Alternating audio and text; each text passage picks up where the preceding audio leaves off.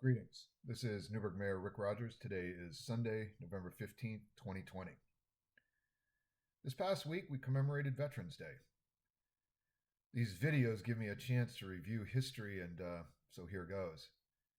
Veterans Day, originally named Armistice Day, was put in place to honor veterans of World War I, which, as you might recall from your history lessons, ended on the 11th hour of the 11th day of the 11th month in 1918. The federal holiday was established in 1938. In 1954, Congress renamed the holiday Veterans Day to also honor veterans of World War II and the Korean War. Today, we celebrate, thank, and honor all military veterans on the 11th day of November. Most of us, if not all of us, have veterans in our families. My father, father-in-law, uncle, and great-uncle all served. My great-uncle, Daniel Francis Cray, enlisted in the Army from LA County, California during World War II. As a private first class in the 194th Tank Battalion, he served on the island of Luzon in the Philippines. Private Cray was declared missing in action in April 1942 among the victims of the Bataan Death March. He is memorialized with his fallen comrades on the tablets of the missing at Manila American Cemetery in Manila, the Philippines. The Bataan Death March was a 65-mile forced march by the occupying Japanese through the steaming jungles that claimed the lives of 1,000 Americans and 9,000 Filipinos. In an odd twist of fate and history, my family and I lived in the Philippines when I was young, and we were able to visit the memorial. My Uncle James, or Jimmy Rogers, attended the Air Force Academy, served in the Air Force, and was recently interred at the Academy in Colorado Springs.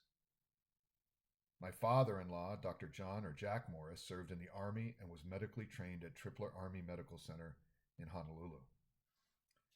My father and namesake, Richard D. Rogers, attended the U.S. Naval Academy and served on the first class of nuclear submarines during the Vietnam War. As a possibly interesting aside, my father was in the Annapolis class of 1958, which also included such luminaries as Admiral John Poindexter, who rose to fame and some infamy during the Reagan years, and Senator John McCain.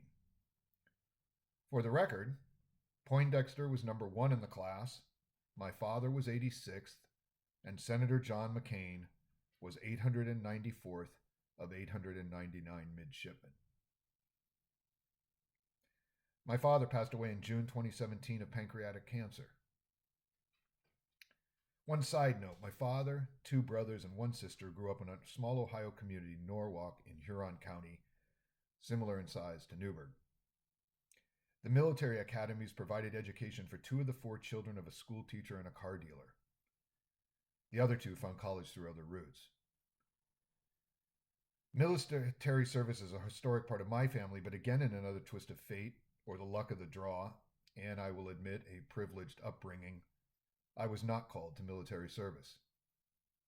Part of this had to do with timing. I graduated from high school 2 years after the end of the Vietnam War in 1977. The next major conflict would not erupt until I was into my 30s, the Gulf War in 1990. Though I did not serve myself, I have always and will always feel a great debt of gratitude to those who serve or served. As a nation, we owe these soldiers a debt impossible to repay. Please remember and thank our servicemen and women, not just on November 11th, but throughout the year, every year. COVID. Folks, the numbers are simply not good. Over 1,000 cases a day in Oregon. As you know, we are about to enter a 2-week shutdown. We must get this pandemic under control. The only proven means are through the established protocols. Please do your part. Wear a mask as if your life depended on it, because frankly, it does. Wearing a mask, socially distancing, and hand washing are very small behavioral adjustments that will actually save lives.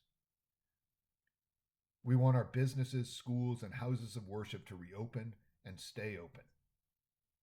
The only way to avoid greater shutdowns is to follow the protocols. To borrow a World War II phrase, the iconic loose lips sink ships reminder, how's about something along the lines of uncovered faces cost lives? Thank you. Be well. Stay safe. Stay healthy. And if you'd like to reach me, please do so at rick.rogers@newbergoregon.gov.